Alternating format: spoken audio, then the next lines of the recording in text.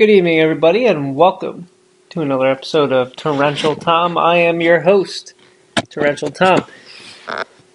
And if it wasn't deja vu, here we go with another hurricane.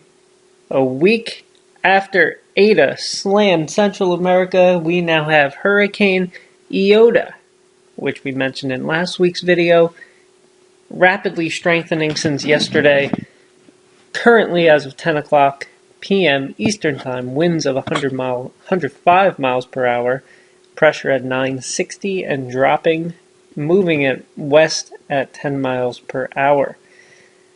We're going to look at the warnings currently issued and watches for Iota.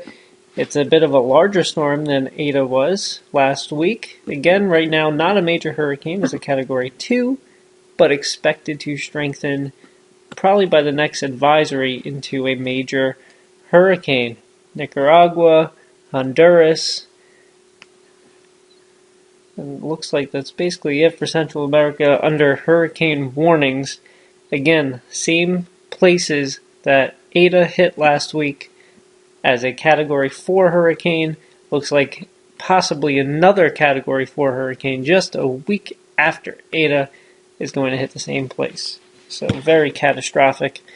A lot of deaths occurred last week with Iota, and this is not good for Central America. We look at the visible satellite. You could see towards the end of the loop an eye is coming out, which means the storm is continuing to strengthen. It was organized earlier in the day, very organized, but clearly still strengthening as the eye is becoming more pronounced. You could also notice the large size of the storm.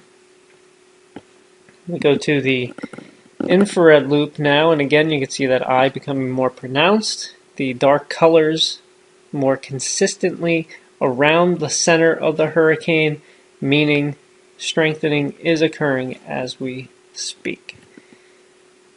A little broader view of the southern Atlantic and the Caribbean Sea. Again, you can see Iota down here in the bottom left where my mouse is.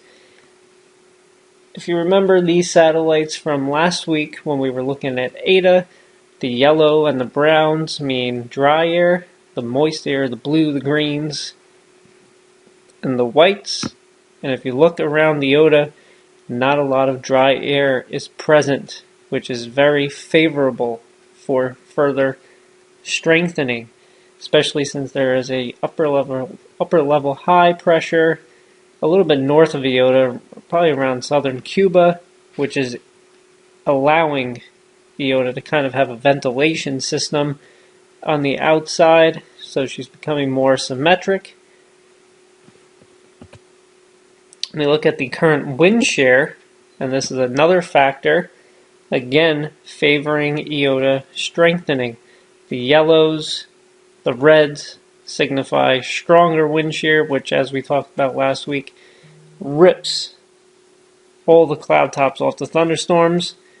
The blues signify less wind shear, and that's where Iota currently is located. I mentioned during our first video we're going to talk about weather and finding some favorable betting matchups. Tomorrow night, Monday Night Football, we have the Chicago Bears in Chicago hosting the Minnesota Vikings. Minnesota Vikings right now are the favorite as they are minus 3 points. I will move to the next map here showing the weather conditions of this game. I do not feel that the weather conditions will be a huge favor in either direction for this game, but my pick will be the Minnesota Vikings. Minus 3 tomorrow night. They are the hotter team. So we look at the weather map of around the start of game time. There's not going to be any precipitation in Chicago tomorrow, but the temperatures with the wind chill will be in the mid-20s, and we will have some winds as there is a low pressure over the Great Lakes. There's a high pressure to the south, so those gradients will cause some gusty winds at times, up to 15 to 20 miles per hour. My guess because of these wins, the Vikings are a very good running team. They like to run the ball, and I'm going to go with the Vikings. I like them. They're a hotter team, and don't really trust the Bears or Nick Foles right now. We move to our local forecast, and we look at the current jet stream as of tomorrow evening or afternoon, and you can see it's kind of flat. So most of our winds will be from the west, and we'll have similar conditions to today where we have temperatures in the 50s, and the same thing will be occurring on Tuesday. But as we move ahead a couple days to Wednesday, you can see now there is a couple of troughs. There's a large ridge in the Midwest, and then another trough in our area in the Northeast. This is going to give us some windier conditions and some very cold conditions, which we will see in our forecast. Again, around the same time frame, this is more of our air in the lower levels of the atmosphere. This is not the jet stream. You can see there's a large high pressure in place. Around Wednesday morning, temperatures cooling down as we have this trough that's starting to dig into our region.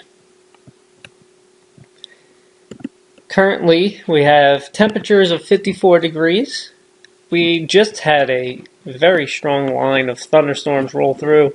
Had a tornado warning, a couple tornado warnings in Westchester, one in the Bronx, and reports of very high winds, lightning, heavy rain. So be safe out there. Most of the bad weather has pushed through and into Long Island and into New England.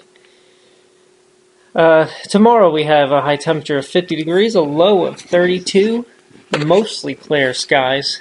Tuesday we have some morning showers, high of 47, a low of 28 degrees. And then Wednesday, as I mentioned, you could see that drop in temperatures. We have a high of 39 degrees. There's a chance we won't even get into the 40s, and a low of 24. So, colder weather's pushing in, more seasonable temperatures for what we are used to this time of the year. I am Torrential Tom. This is your forecast, and I look forward to sending out more updates on Iota as she continues to strengthen. Have a good evening.